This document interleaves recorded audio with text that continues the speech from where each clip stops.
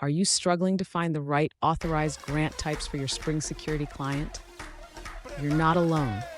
This is a common challenge for many developers. Today, we're going to uncover how to find those valid values and get your application running smoothly. I totally get it. It can be incredibly frustrating when you're trying to set up your application and the documentation just doesn't provide the answers you need. You might feel like you're wandering in a maze with no exit in sight.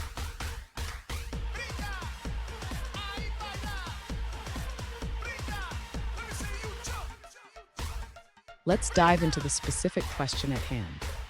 One user recently asked, "How can I find the valid values for authorized grant types in Spring Security?" This is a crucial step for allowing clients to authenticate properly. If this sounds familiar, stick around as we explore the solutions together. So what's the deal with authorized grant types? In Spring Security, these grant types define how a client can obtain an access token. Without the right values, your client won't be able to authenticate, leading to a whole host of issues. And don't go anywhere. I have a fantastic resource to share at the end that will make your Spring Security setup a breeze. To find the valid values for authorized grant types in Spring Security, the user should first check the official Spring Security documentation. This documentation provides a comprehensive list of supported grant types.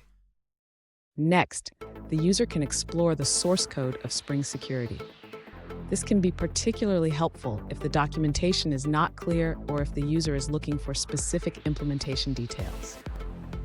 Additionally, the user can refer to community resources such as forums or Stack Overflow.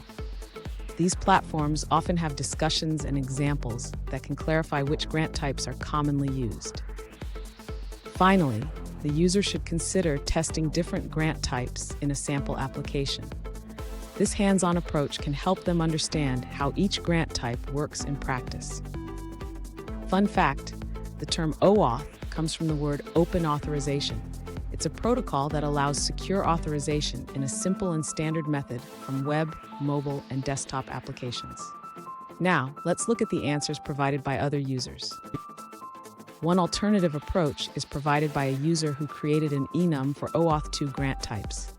This enum includes common grant types like authorization code, implicit, password, client credentials, and refresh token.